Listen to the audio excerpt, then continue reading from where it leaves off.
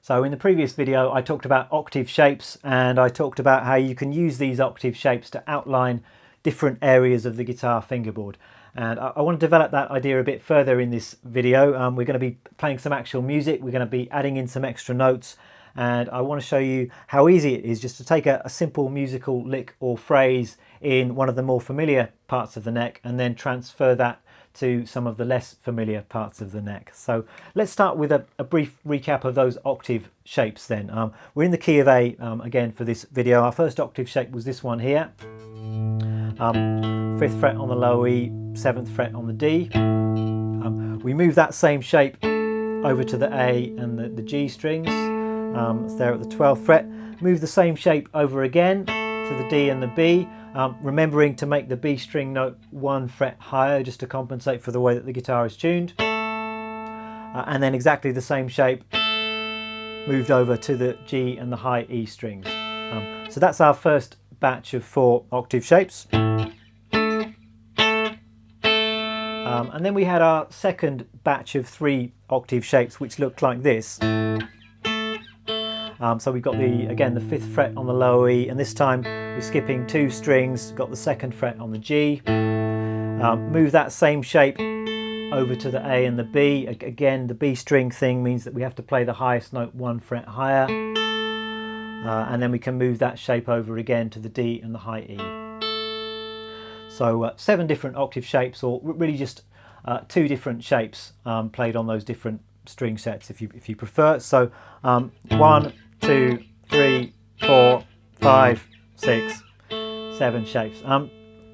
So now what I want to do is to kind of add in some extra notes and actually play some music. So the way I like to see this is we've got our octave shapes to kind of get us orientated on the fretboard, and we can use those shapes as kind of hangers onto which we can place some other notes. And for this video I'm just going to keep things simple and talk about the minor pentatonic scale, but really you could sort of use this kind of octave shape system to play any kind of scale you could possibly imagine. But let's start by doing this with our first octave shape, and between those 2 octave notes we're going to play the other notes in an A minor pentatonic scale. So I'm going to start with our A here, then we'll play a C, 8th fret on the low E, then add in a D at the 5th fret on the A string, then the E at the 7th fret, G at the 5th fret on the D string, and then we've got our high A octave note. So sort of contained within that octave shape we've got the A minor pentatonic scale, which I'm assuming most of you are probably already familiar with that scale. We've just got a 1 octave A minor pentatonic scale. So that's going to be our starting point. Now this is where things get interesting, and I hope you'll be able to see sort of how powerful this octave shape idea is.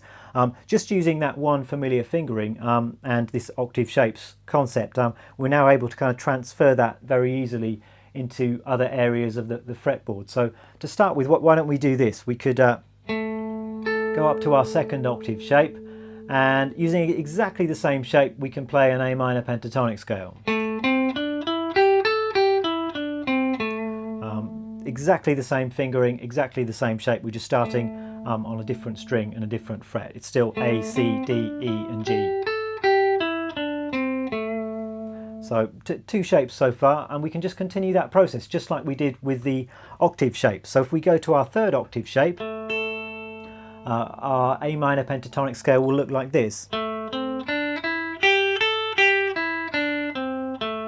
And again, notice how although I'm considering this to be the same shape, we've just had to compensate for that B string tuning thing. So the notes I'm playing when we go over onto the B string are actually 1 fret higher than in the other shapes that we've just played. So I'm playing kind of fingers 1, 4, 1, 3, going up 1 fret and playing fingers 1 and 3. So important to kind of see that as the same shape, we've just changed the notes on 1 string to compensate for the tuning. So far we've got this. And we can just do that one more time with our octave shape down here.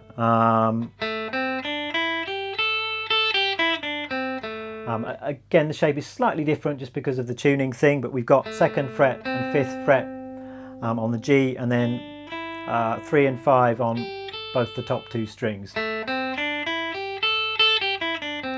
So really the same fingering as our first shape, but we just, as we've gone over to the B string, we've just moved 1 fret higher. It's really important to kind of see and understand that on the guitar.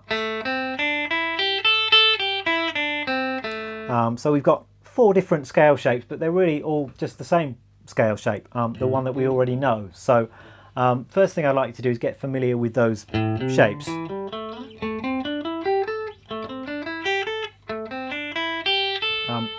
Once those are under your fingers, we can actually start making a little bit of music. So I think the first thing to do would just be to maybe play or improvise some very simple phrases in the first octave shape, and then see if you can transfer it to the other places on the guitar. So let me try and demonstrate that now. I've actually just got a little loop here, which I'm going to play against for now. And let's start with a really simple phrase. Let's see, something like this. 1, 2, 3, 4.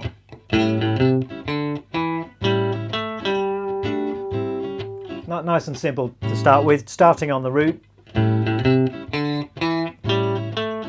Really just going straight up the scale to the high A and then back to the G.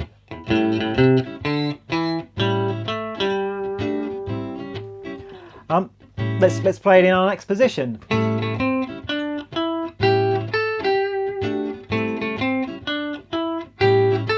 So the lick has stayed exactly the same. I'm just starting in a different point. So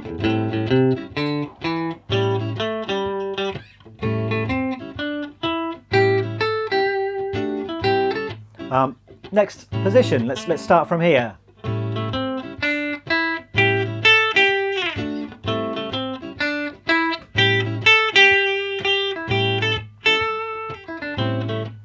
And let's play it down here. 2, 3, 4.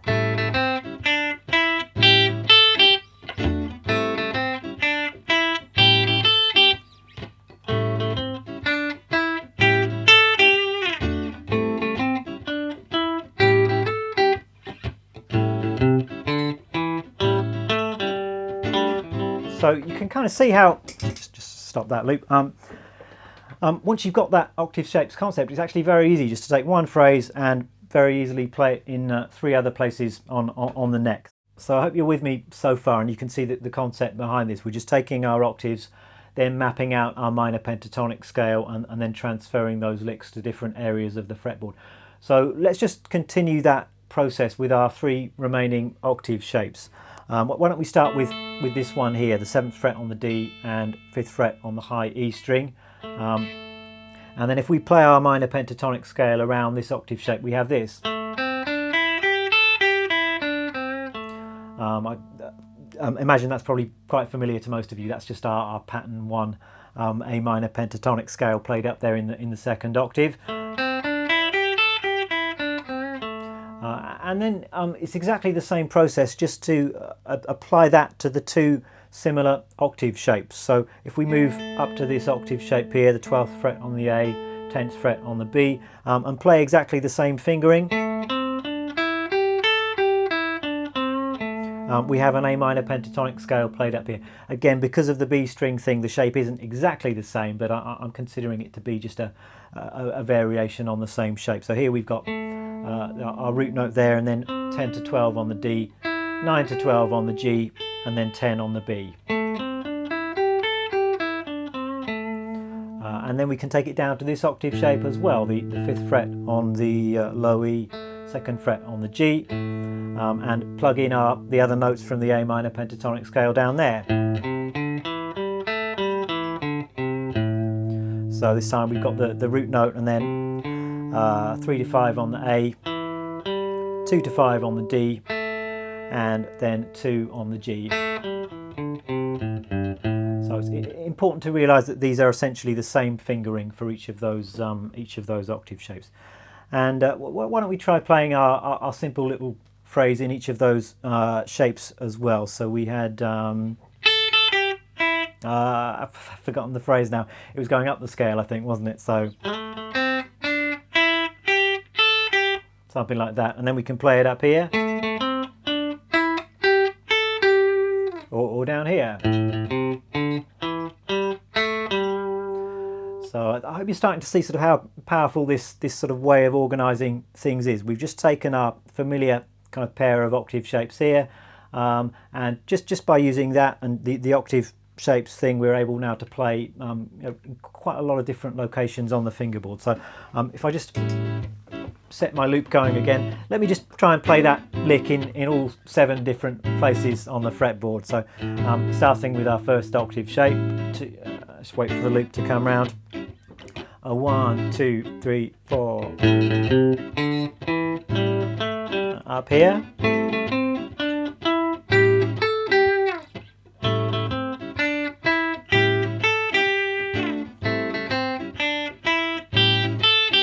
So that's the first 4 shapes. Then I'll go to the other 3 shapes. And here. And finally,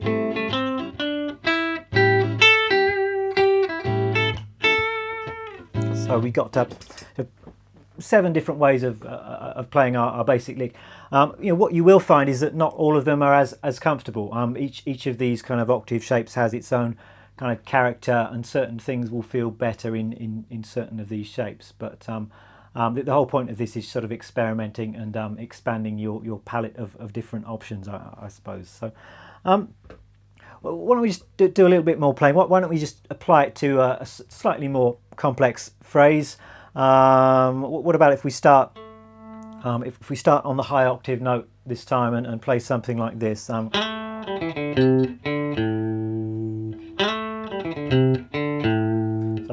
starting there, the 7th fret on the D, coming down the scale to the C, then jumping back up to the D, and then to the low root node. That's in our first octave shape. It's kind of easy to move it up to the second one. And then to the next shape. You're thinking about those octaves. We're going to start on the highest octave note. There's the lick down here. Then what about if we did the other shapes as well? And then this one. And finally this one here. So once again we can play one lick in 7 different places. If I just do that in time for you.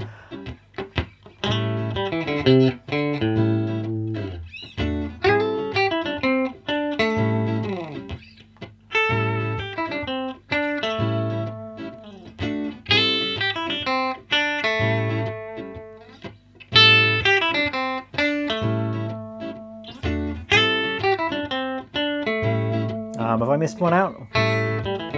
Not sure. I think that's all of them anyway. But you get the idea. Got the same lick played in 7 different places. And I'm keeping things quite simple for this lesson, just using the minor pentatonic scale. But you can really apply it to any scale you like, even the sort of more complicated and exotic ones. You just need those octave shapes, and then you can hang onto those octave shapes any notes or any scales you can imagine. So. Should we just do one more lick? Maybe we could add in an extra note. Why don't we add in the flat 5th, a little blue note to our lick? So what about something like this? Just turn up a bit. So it's just coming down the minor pentatonic scale. But I'm adding in a little E flat there as well. Just transfer it through our octave shapes, and this one's starting on the 5th, so it's starting on an E.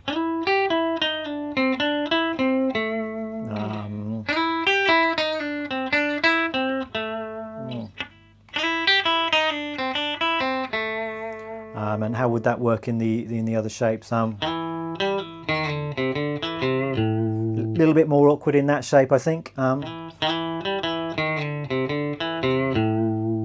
Play it here, and then up in this shape as well. So let me just try that with the loop as well. So just going through these different octave shapes. So the first one,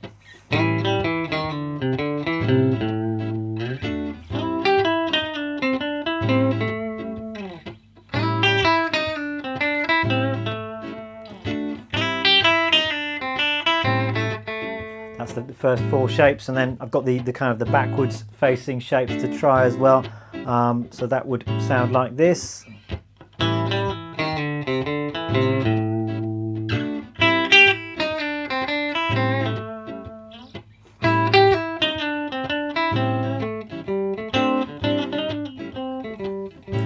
That kind of thing. So that's about it for this lesson, I think. I hope you're starting to see how useful this concept can be. I'm just kind of sticking to some fairly basic stuff here with the minor pentatonic scale. I think that's a good place to start, but you more advanced players might like to try similar ideas using some more kind of complex sounds and scales as well. So hope you've enjoyed this lesson. I will be sort of writing out a lot of this stuff in Music and Tab and posting that up on my website, so you might want to check that out as well. Take care, and hope to see you again very soon. Bye bye.